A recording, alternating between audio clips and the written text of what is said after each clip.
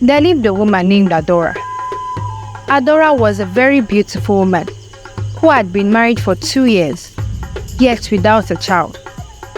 She kept praying and believing God for the gift of a child. She always felt bad whenever she saw her neighbors playing with their children. Some people even mocked at her for being a barren woman. It got to 3 years, yet Adora had no child. Adora gave up. She felt like her prayers were not reaching God's ears. She decided to go diabolic. She visited a native priest in the community and asked him to give her a child. The native priest agreed with her, if only she was willing to pay the price. Adora was desperate. She was ready to do anything to get a child. She agreed with the native priest. He gave her something to put in her food every day whenever she ate. Adora took it to the native priest and went home. 2 months later, Adora got pregnant. She conceived a baby girl who was also beautiful. Her name was Lilian. Adora loved her baby with all her heart. Her husband, Cheta, always pampered her. One day, when Adora went to the farm to harvest crops for the family, on getting to the farm, she fainted. An hour later, Adora woke up. She tried getting up from the floor, but then she realized that her arms and legs weren't functioning properly. She looked around, wondering what was wrong. To her greatest surprise, she turned into a snake. Adora was shocked. She fainted again. Adora woke up, thinking it was a dream, but it was not. She was now a snake. Adora was heartbroken. Was this the price she had to pay? If she had known, she wouldn't have gotten a child from a native priest. She didn't know what to do. How would she communicate with her husband? How would she communicate with her child? Adora went into hiding immediately. She knew that anyone who sees her would kill her. It got to evening, and Chesa didn't see his wife at all. He went to check on her at the farm to see if she needed any help.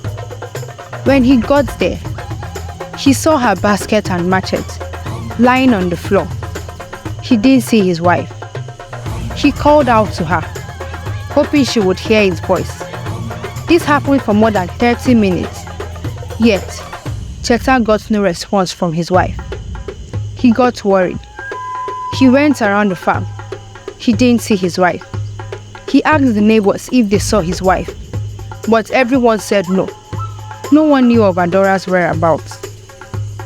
The next day, Cheta went around the village, asking after his wife, but no one said anything about her. No one had set eyes on her.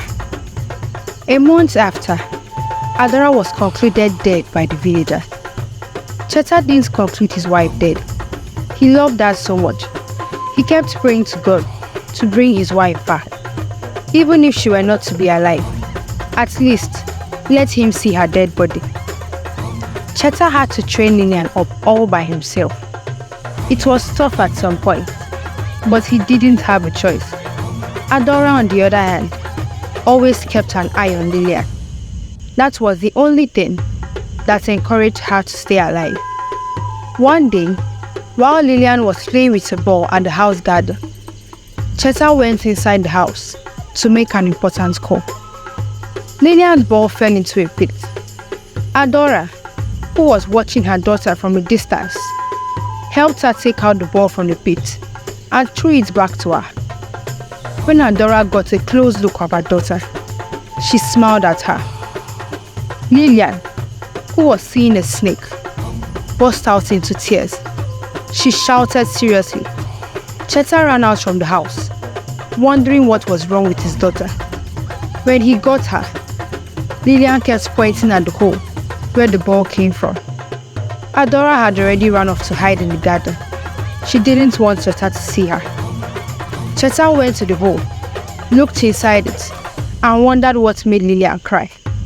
He didn't see anything. He took Lilian inside and told her to stop crying. Adora felt bad and dejected. She couldn't believe what was happening to her. She felt like the whole world was against her. Although, this didn't stop her from looking out for her daughter.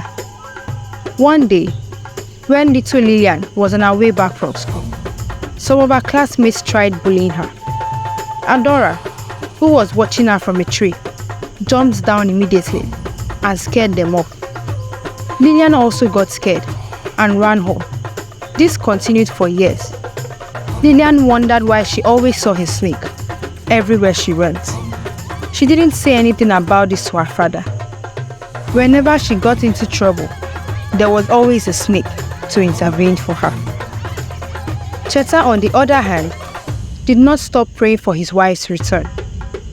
Adora regretted ever going to the native priest to ask for a child. Adora went back to the native priest.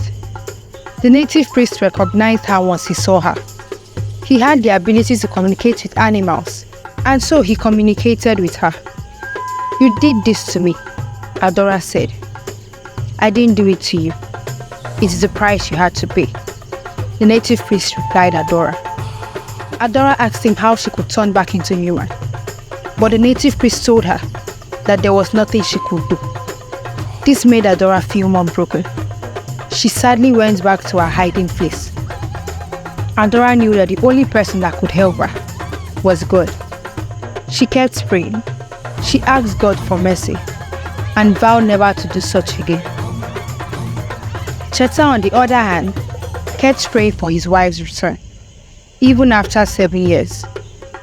One day, Lillian felt bored. She went to the farm behind their house and looked around. She wanted to explore the place. Surprisingly, she saw a woman sleeping by a corner of the farm. Lillian went closer, wondering who it was. She tapped the woman. "I'm sorry, ma. Please, who are you? And why are you in our farm?" When Adora woke up, she staggered because she was scared. She tried crawling back into the bushes immediately, but it was hard for her. She didn't want her daughter seeing her as a snake. But wait, my daughter wouldn't stab me if I were to be a snake. What's going on? Adora asked herself. She looked at her body, and to her greatest surprise, she was now human. Adora burst out into tears. She felt very emotional. She couldn't believe what was going on. She thanked God for showing her mercy. Lillian, on the other hand, seemed a bit confused. She didn't understand why a stranger was crying in their farm. "Where is your father?" Adora asked her. "He left," Lillian said to her. "I will wait for your father," Adora said. Lillian left the farm in confusion. She kept wondering why a woman was there, crying and waiting for her father. Once her father came back, she rushed to tell him that there was a lady waiting for him at the farm. Cheta wondered who it was. He knew no lady. The only lady he knew was gone. He anxiously went to the farm to see who it was. To his greatest surprise, he saw his wife. Cheta ran and hugged her. Tears of joy rolled down his eyes. Lillian watched them from the window. She was more confused. She ran out to the farm and asked, "Daddy, who is that?" Cheta kept crying. He didn't know how to tell Lillian that that was her mother. Adora, on the other hand, didn't know how to explain to her family members that she had been a snake for 7 years. When they got inside, Adora opened up to them about everything that happened. Cheta got angry because she went to a native priest for a child. Adora pleaded with him for forgiveness and vowed never to do such again. Although the story was hard to believe, Lillian had no choice but to accept Adora as her mother. When Adora set foot outside her house, the villagers couldn't believe their eyes. Some said she was a ghost. Adora went to the market square, gathered the villagers, and told them about everything that happened to her. She told the villagers to use her as an example and never ask the devil for a gift. She encouraged them to always have faith in God and wait for him.